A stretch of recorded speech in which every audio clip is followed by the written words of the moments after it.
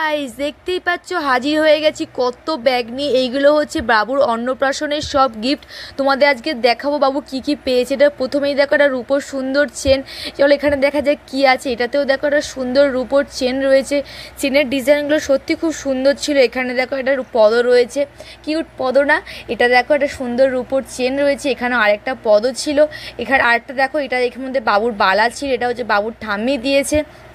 আর একটা বালা দেখো কত সুন্দর লাগছে না, একটা রূপোর চেন ছিল।